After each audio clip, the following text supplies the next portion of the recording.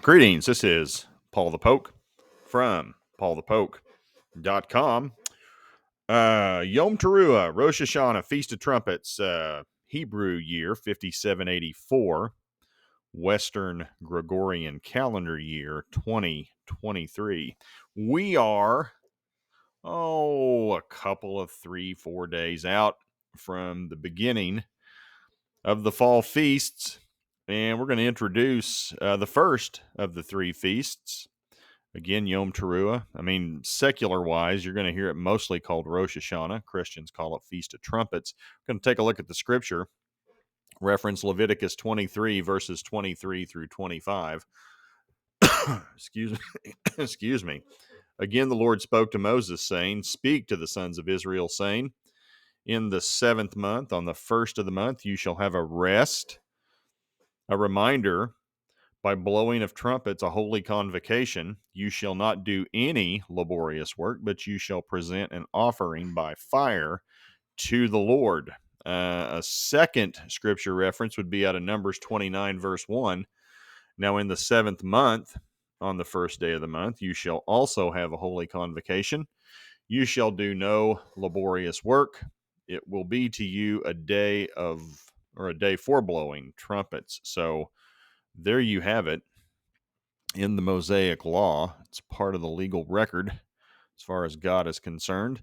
So just to give you an idea, in historically, the shofar, ram's horn, is blown 100 times on the Feast of Trumpets. There are 3 different sounds: Tekiah, Shevarim, and Teruah. Each is blown 3 times for a total of 9 blasts. Pattern is completed 11 times for a total of 99 blasts. And the last blast is set aside. It is the longest and the loudest. It is known as the, quote, last trump. So we get that also, from the New Testament. On the last trump, that's arguably where that comes from. References provided by El Shaddai Ministries. Mark Biltz, I believe, is the one who does El Shaddai Ministries. So, which is kind of funny because last night my wife and I were out on the deck, and we heard shofars in the distance, and we both looked at each other. Hey, where's that coming from?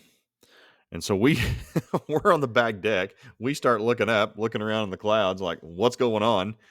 And we go inside and we discover it is our youngest's. That's her cell phone ringer. We had no idea. Sounds cool.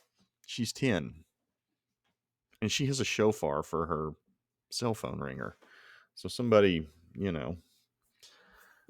anyway, Jesus did not come last night, but we thought it was possible. We're ready. The Feast of Trumpets is also known as the Hidden Day. A couple of references here. Psalm 27, verse 5. "For in the day of trouble, he will conceal me in his tabernacle. In the secret place of his tent, he will hide me. He will lift me up on a rock." I think that's a veiled reference. Not veiled. I think it's a very direct reference to a resurrection rapture. Day of trouble, tribulation. He, Jesus, will conceal me, the believer, in his tabernacle in the heavenlies. Secret place of his tent, he will hide me. He will lift me up, again, resurrection, rapture, on a rock. Christ is the rock. Just a simple man's interpretation of that. Take it or leave it. Zephaniah 2, verse 3, "Seek the Lord, all you humble of the earth who have carried out his ordinances. Seek righteousness, seek humility. Perhaps you will be hidden in the day of the Lord's anger." Again, tribulation, you'll be hidden from it. Now, that's all the way back in that Old Testament before Jesus. So all you folks who want to blame Darby as the boogeyman for the resurrection and rapture, need to go talk to the psalmist, David and Zephaniah. And there are many other references. I just picked those two. Veiled references to an event at some point in the future, arguably making a very good case for the resurrection and the rapture. And if that's the case, you're taken out of the way of the wrath or the anger. It has to be pre-trib. Just a thought, something to chew on. I know there are plenty of you who are going to disagree with me, and that's fine. But just think about it. Take it into consideration. Also, now this isn't in the Bible, but it's a tradition. Jews visit cemeteries during the month of Elul. Now we are currently it's running short, just a couple 3 days left in the Hebrew month of Elul. Well, Jewish belief and tradition are the resurrection of the dead will occur during the period of Teshuvah, and that's the period we're in now. Starts Elul 1 and ends on the Day of Atonement, 10 days into Tishri, for a total of 40 days. Now, specifically, the resurrection of the dead is to occur on the new moon holiday of the Jewish New Year, Rosh Hashanah, Yom Teruah, Feast of Trumpets. Again, it's a tradition. It's something they do during the period of Teshuvah. It's not mentioned in Scripture, but neither is a Seder. And it is amazing for you folks who've been to a Seder how that event pretty much points to the death, burial, and resurrection of Jesus Christ. And I would just ask some folks to consider, hey, this is another tradition or an event that they do during this time. Why would they do that? Just like, if you heard about a Seder and you didn't know Jesus was coming, and they've been doing this, and they, save a place for Elijah and go through all this ritual. It's like, well, this doesn't make any sense. Well, we're on the other side of it. Seder makes a lot of sense and points to Jesus and the spring feast and his death, burial, and resurrection. Well, what about the fall? One of the traditions they do is go to a cemetery looking for the resurrection of dead bodies. Well, that seems kind of odd. Anyway, something to think about. And then I'm going to close, spend a little bit of time. What is the Apostle Paul telling us in Colossians 2? Specifically, verses 16 and 17. Therefore, no one is to act as your judge in regard to food or drink, or in respect to a festival, or a new moon, or a Sabbath day. Things which are a mere shadow of what is to come, but the substance belongs to Christ. So, and I suppose this ties in with Jews visiting the cemetery. This isn't, some Old Testament warm and fuzzy tradition. Oh, let's go to the cemeteries. It sounds like fun. God has a reason. And somebody told these people to go do this, and they've listened to it. They've done it. Now God has not forgotten any. To quote Einstein, he does not play dice. But he has singled out this appointed holiday for a purpose. And again, Judaism has been rehearsing this holiday for thousands of years since Moses. So they have their traditions. Another one is they're dressed in white linen, wedding clothes. And we think about that. When we're transformed, we will take on linen, priestly garments. We will be kings and priests, rule and reign with Christ, and as the bride of Christ, we will be married to him. So that kind of fits too.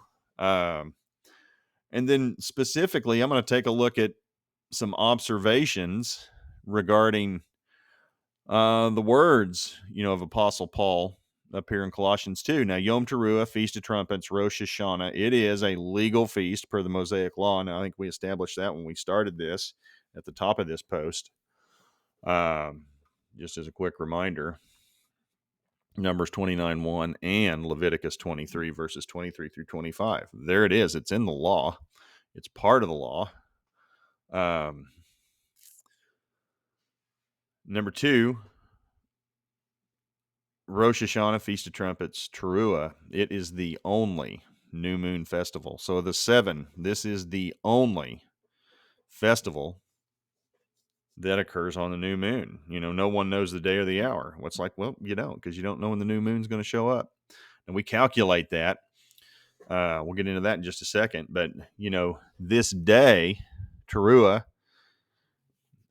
is legally a day of rest or a Sabbath in that sense, regardless, even if it's not on Saturday. So Saturday, the legal Sabbath day of the week, say the holiday falls on any other day but a Saturday, so it's still a Sabbath per the law. But it just so happens this year, Hebrew year 5784, which is coming, or 2023, on our calendar, Western calendar, it's possible for the new moon to be seen on a Sabbath this year, this holiday. And it's for darn sure calculated as the day for the new moon on the Sabbath. So just some observations about this year's edition of what's coming. And specifically the back half of the Colossians 2 verse that we noted up here in 16 and 17, things which are a mere shadow of what is to come, but the substance belongs to Christ. So, all you numerologists out there, you'll have fun with this one. Of the 7 times, as a reminder, 7 is a number of completeness and perfection in the Bible. The original word for shadow is skia, and it's used 7 times in the New Testament, and it's consistently translated as shadow. I mean, there were some other things, but every time it's translated to English, shadow is the word that is used. And so Paul's telling us something is coming on this day, things which are a mere shadow. And Jesus, he's the one casting the shadow in the Greek. So part of this shadow is that the shadow has a looming presence. Jesus is a looming figure that, he is in between. He is light, but the light is behind him, casting a shadow. It's a looming shadow. So in the future, Christ again is doing something on this day, and we should be ready every day.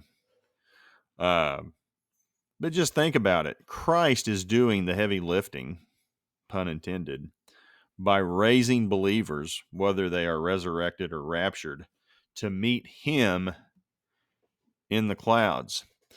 Now, am I saying that Jesus is coming to get us here in just a few days? No, I'm not. Is it possible?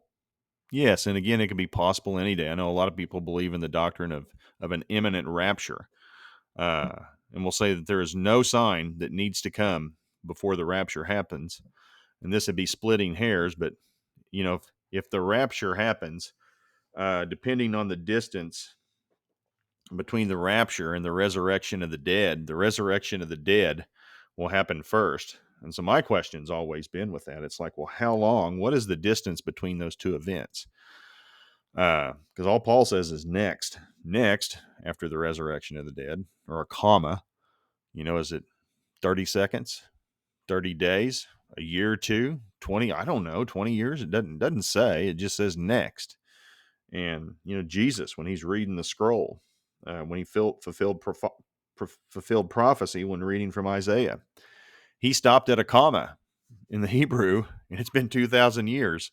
So I mean, I don't know the distance, but between those two events, between the resurrection and the rapture, I suspect it'll be pretty close. But I wouldn't be surprised God says, "Okay, all you believers out there, I got the dead believers, and I've resurrected them. Now you need to tell humanity. I'm going to give you a little bit more time, because I know if I'm still around, I'll probably be a little irritated, like, hey, why am I not up there? But if I got time, need to do some serious teaching on, hey, this is next. Some of us are getting ready to exit this place. So be ready. Be ready. Am I saying it's in 3 or 4 days? No, I'm not. Is it possible? Yes, it is. Is it possible? And that's the other thing too. I mean, this is technically could be a year of of Jubilee. Last year was a Shemitah or sabbatical year.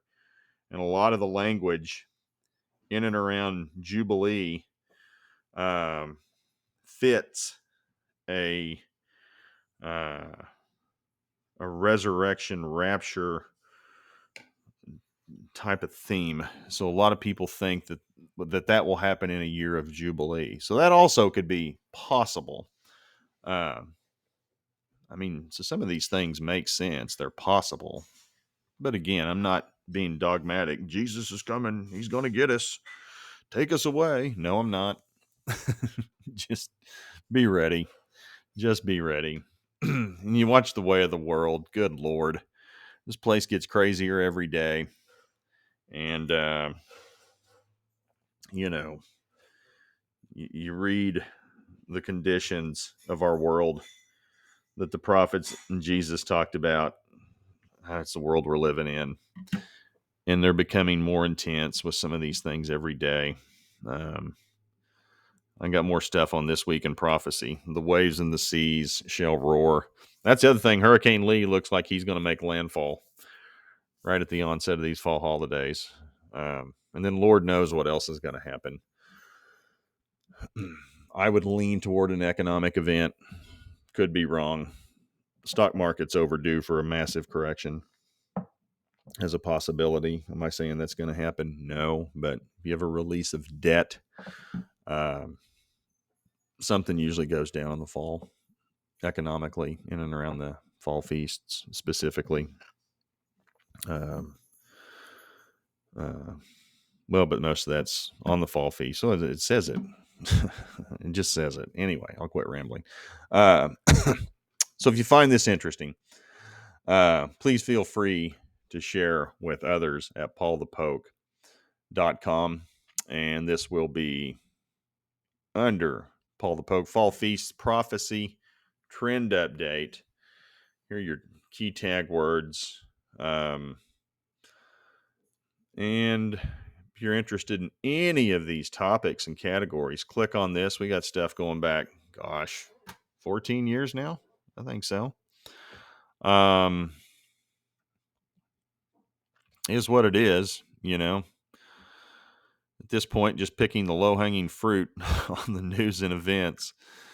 I just don't have enough time to cover all of it. So, having fun doing school events, whether it's carnivals, athletics, recitals,